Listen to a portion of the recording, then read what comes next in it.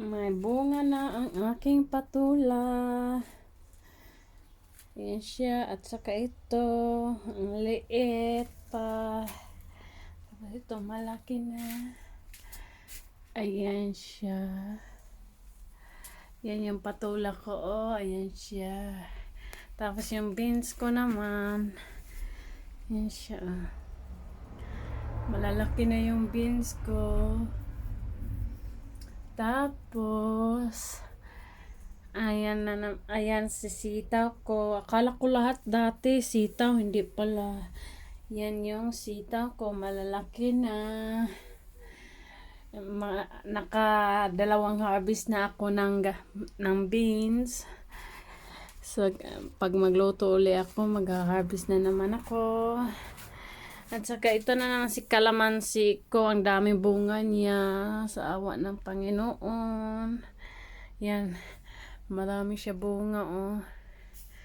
Yan. Tapos meron pa siya. Yan. Yan, ang dami niyang bunga. Yan. Ito, mga bunga niya yan. Thank God, ang dami niyang bunga this time.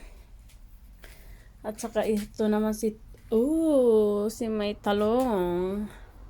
Yan, si talong ko. Si kamatis.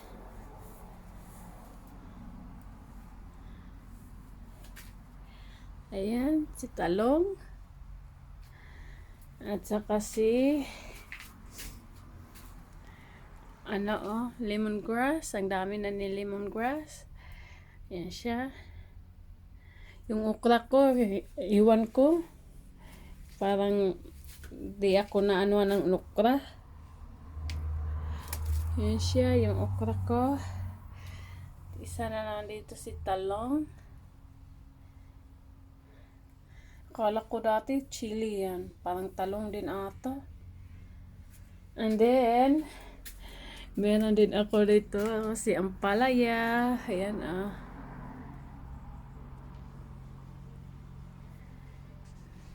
Yan. Yan si ampalaya. Andun pa si ampalaya. Yun, Tapos meron din dito sa kapila. Yan siya, Yan si ampalaya. Ay, yan tutuwa ko kasi nagkabunga na yung ampalaya ko. At saka si patula. Excited ako. Yung isa, wala pa akong nakita dito may bunga si patula. Pero dito talaga, yan Yan, medyo malaki na siya. Mga ilang buwan, makaanay na din ako niyan, kahit isa man lang. Kasi na-miss ko talaga yan siya. Tapos yan. Yan. Tapos isa kong spinach. Tapos si pichay. Ginawa ko siyang pinabayaan ko lang siya para magka-seeds ako. Ito yung seeds niya. Tapos pag yan, okay na siya. Marami akong seeds para itanim. Kasi naubusan na ako ng pichay na seeds. Kaya gumawa ko niyan. Ito yung siya si pichay, Malapit na siya ma-ready. May na ako na mga seeds niya. Tinabi ko dyan. Kasi pag di ko yan tinabi, nagbubukas na ito siya pag ready na. Tapos yung seeds na ganyan, Okay. Nabuksan, Nabubukas to siya pag kusa to nabubukas, Yan yung seeds na pichay.